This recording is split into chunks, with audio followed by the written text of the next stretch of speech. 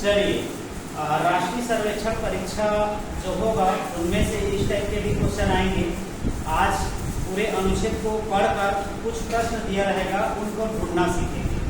तो चलिए स्टार्ट करते हैं। यहाँ पर दिया हुआ है अनुच्छेद, इसको पढ़ना है पहले। मेरा नाम दीपा है, मेरी नानी के गांव में एक बहुत बड़ा बरगद का पेड़ था। मैं इसे बड़ी लटों वाला पेड़ कहती थी। यह मेरे घर के पीछे बगीचे में लगा बहुत ही पुराना पेड़ था। वह उसकी लटें लंबी लंबी थी। साथ में कुछ आम और अमरूद के पेड़ भी थे। जब हम नानी के घर जाते तो उसकी छाया में मेरी बहन अमृता और भाई राहुल और मैं घंटों खेला करते थे। मेरी माँ कहा करती थी कि वे बचपन में इस पेड़ की जटाओं पर झूला करती थी। मैंने भी कई बार झूलना चाहा पर सफल नहीं हुई। उस पर बहुत से पक्षी आकर बैठते थे। उनमें अधिकतर कौवे होते थे। उनकी काँव काँव सुनकर हमारी कान पक जाते थे। हमको उस पेड़ की बहुत याद आती है ना। दीपा है, अपने नानी के गांव जाती थी। उसके नानी के गांव में एक बहुत बड़ा बरगद का पेड़ था। उसकी जटा बहुत लंबी लंबी थी, है ना। दीपा और उनके भाई का नाम है राहुल और उनकी बहन का नाम क्या है, अमृता। ठीक है। और उसके बगीचा में कौन सा पेड़ था, बरगद। ठीक। अब प्रश्न को ध्यान से पढ़ते हैं। इसको पढ़ लिए, पढ़ने के पश्चात हम क्या करेंगे, यहाँ प्रश्न दिया रहे तो ध्यान से पढ़ेंगे।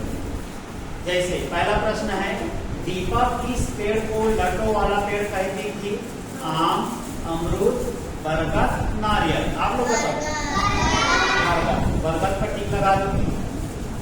बरगद का पेड़ कहाँ लगा था?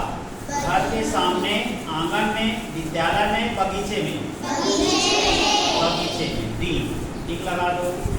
पेड़ की जटाओं पर कौन झूला झूलती थी? दीपा की दादी, दीपा की माँ, दीपा की दादी, दीपा की नानी? दीपा की माँ।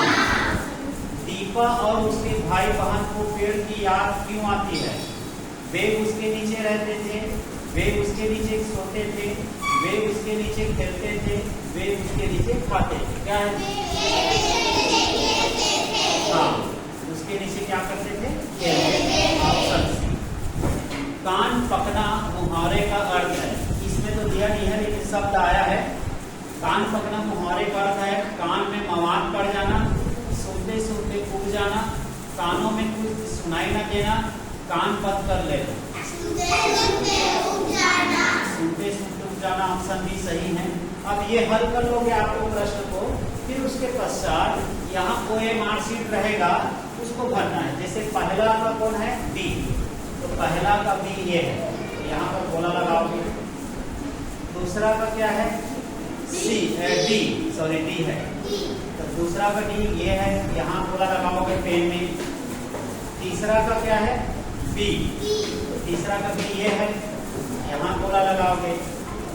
चौथा का क्या है? सी। तो चौथा का सी ये है, यहाँ पेन से गोला लगाओगे वो ये मार्कशीट पर। पांचवा का क्या है? बी। तो पांचवा का बी ये है, तो ए मार्कशीट पर क्या करना है? गोला लगाना। इस प्रकार हम अनुच्छेद के को ध्यानपूर्वक पढ़कर प्रश्नों का जवाब दे सकते हैं। सबसे पहले क्या करना है, अनुच्छेद को बारीकी से पढ़ना है। ये प्रश्न दिया रहेगा उसको पढ़कर जवाब देना है। ठीक है, समझ में आ गया? कर लोगे ना? हाँ। किसी को डाउट है? ठीक।